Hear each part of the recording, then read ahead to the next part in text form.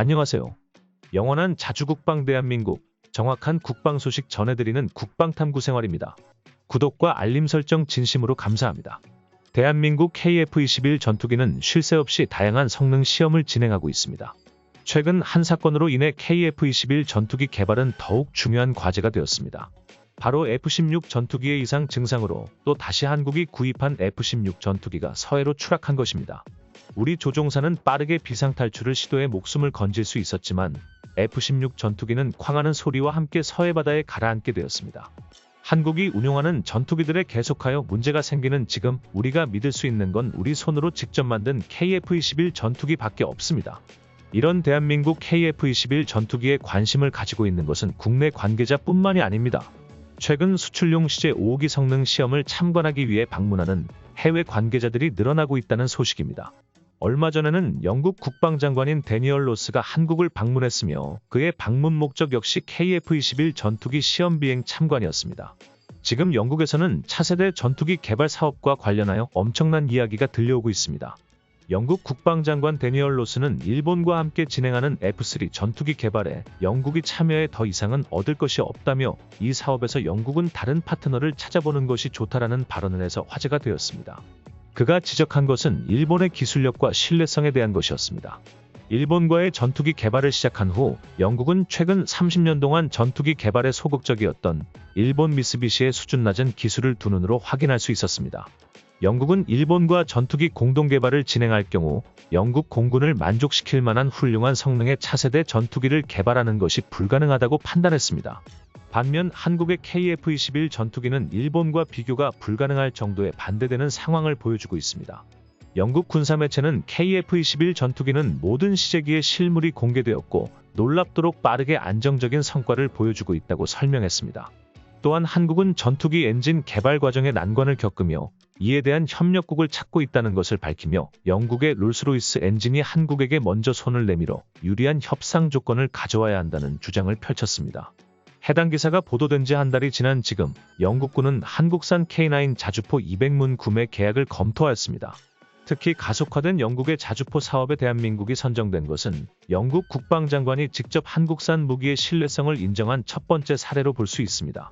이처럼 일본과 영국의 전투기 공동개발 사업에서 일본이 빠르게 열애되어 가고 있으며 영국 정부 측은 오히려 한국의 KF-21 전투기 도입 방안을 검토하고 있고 이에 대한 대한민국 연구진들의 발빠른 연구와 테스트로 한국까지 직접 건너와 실전 시험 비행을 참관하게 되는 상황까지 도달한 것입니다.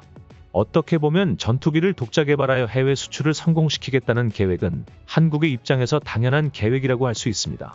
영국 정부 역시 KF-21 전투기라는 다목적 전술기로 노후화된 기체를 교체하는 것에 대해 면밀히 검토하고 있습니다. 이와 관련하여 국방과학연구소 방위사업청은 KF-21 전투기가 유럽까지 해외 수출을 원활하게 진행하기 위해서는 반드시 보라매에 장착할 터보팬 엔진을 독자 개발해내야 한다는 의견을 밝혔습니다.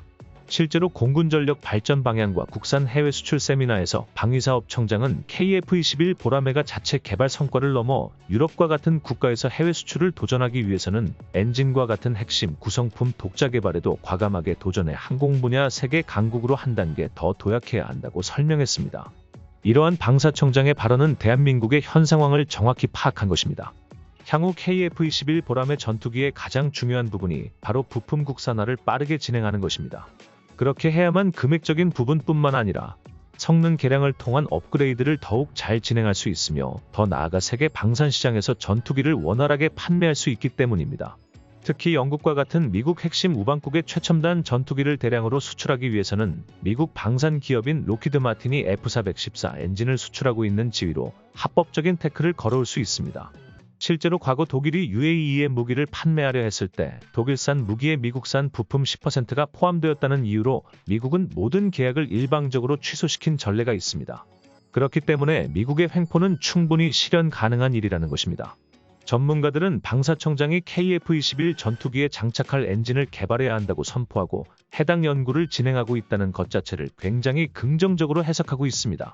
무기와 관련된 정보들은 기밀 사항으로 분류되어 모든 것이 비밀리에 진행되고 있지만 지금까지 밝혀진 사실만 따져보아도 한국의 전투기 엔진 개발은 순조롭게 진행되고 있는 듯합니다.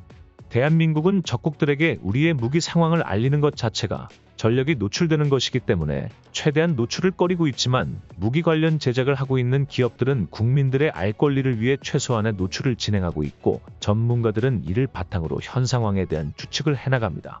사실 한국이 KF-21 전투기를 개발하기 전까지 미국은 무기 판매를 이유로 한국에게 수많은 갑질을 해왔습니다. 한국이 전투기를 개발할 수 없다고 생각하며 애프터 서비스가 미흡한 것은 물론 판매하는 가격을 얼토당토하는 정도로 높게 설정했습니다. 이번 F-16 전투기의 결함과 연달아 터지는 것만 보아도 그렇습니다. 이뿐만이 아니라 한국이 1,000억 원을 넘게 들여 구매한 F-35 전투기는 곧바로 전투기 실물도 볼 수 없었으며 한국에 도입된 이후 결함 문제로 전투기가 하늘에서 부서지는 일까지 있었습니다. 하지만 미국에게 의존할 수밖에 없던 한국은 천문학적인 비용을 사용하면서 미국의 요구를 모두 받아들일 수밖에 없었습니다. 하지만 이제는 대한민국이 자체적으로 전투기를 개발하며 그동안의 서름에서 완전히 벗어날 수 있게 되었습니다.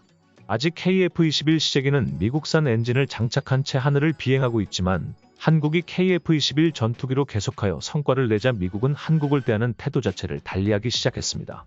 과거라면 한국이 미국의 엔진을 도입하려 했을 때 바가지를 씌울 게 분명했지만 이제는 미군이 도입하는 비용과 동일하게 측정하고 있습니다.